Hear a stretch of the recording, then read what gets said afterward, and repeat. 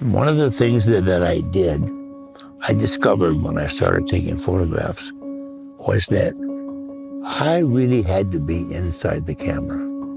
And being inside the camera, your mind works differently than pushing the button on the outside. And so it became part of my hand.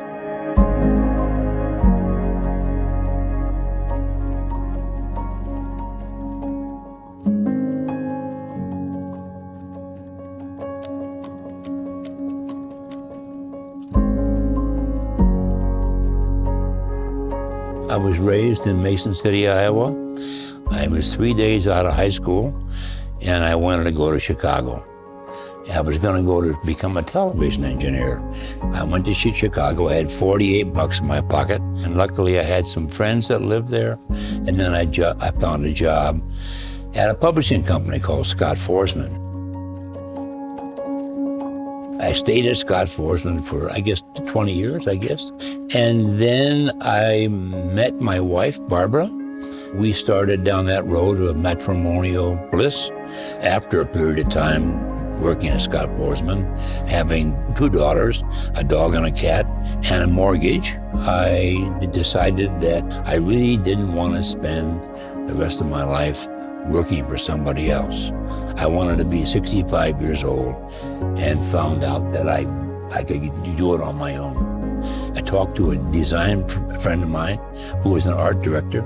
He said, "What are you doing now, Jim?" I said to him, "I'm going to school. I'm going to get a liberal arts degree." He said, "What the hell are you doing that for?" He said, "Load up your portfolio and you'll be fine." So that's how I became a photographer.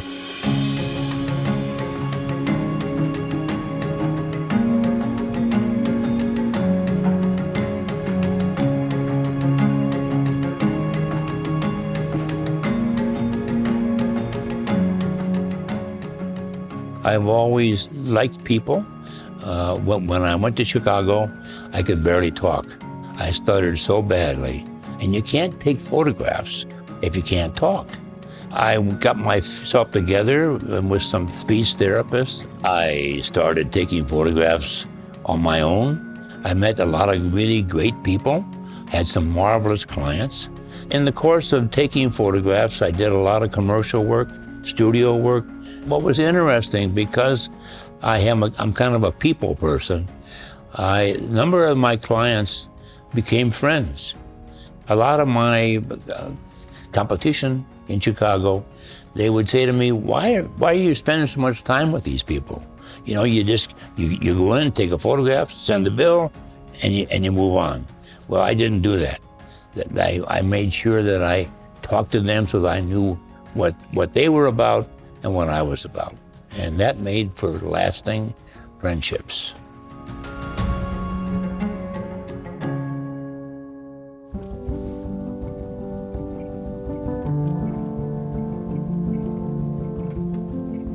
I was walking down the hall here at St. John's, and I ran into a person who was considering living here.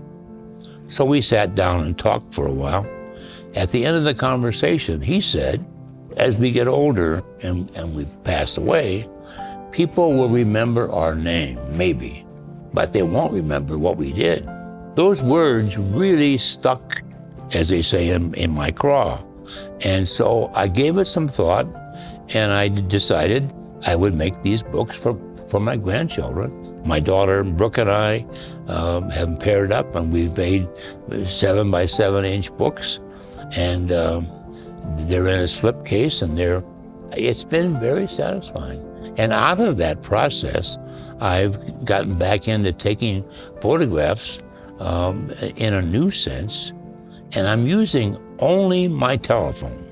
I used to use all the way from 35 millimeter to 8 by 10 cameras, and they're all gone. I sold them all. So this phone has really enabled me to have a camera in my back pocket, and if I find something that I like, I take a photograph of it. And the quality is pretty damn good.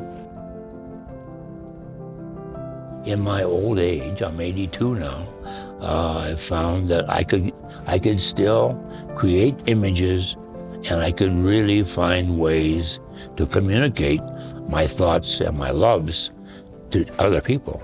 You can still do a lot of things when you have handicaps. Like I had this problem with stuttering, but I didn't let it stop me.